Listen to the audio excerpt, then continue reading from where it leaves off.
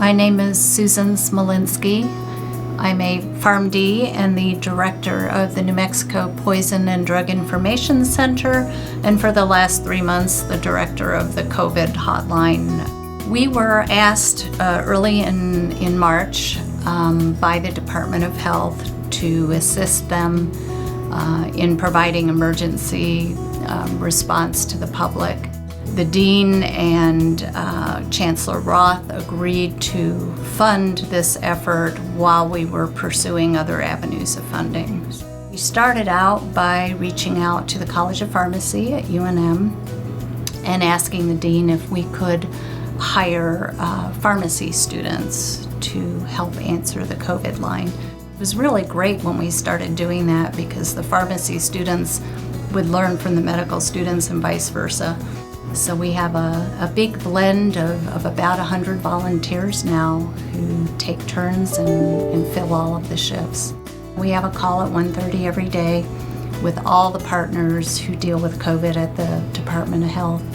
It's a very brief call, but they will alert us of things that are coming up, new things that are happening.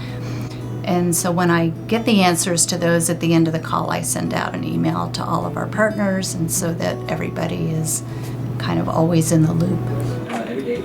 Thank you for calling the New Mexico Department of Health Coronavirus Hotline. This is Leslie. Can I get your first name and last name, please? I would say the top question is, what are my testing results?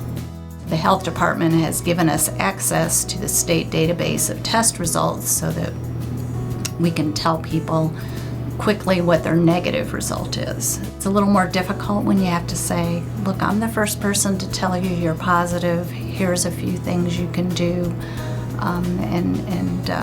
so that kind of tests our skills as health professionals.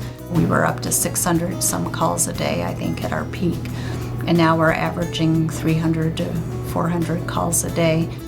Probably the greatest need that we have right now is really twofold. Both we need a few more volunteers because we're having difficulty finding people to cover weekends, for example, and any health professional would qualify.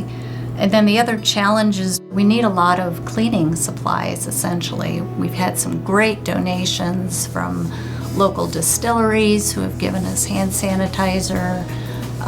And so that the hand sanitizer and the 70 or 60% alcohol that we spray down keyboards with, that's probably our greatest need.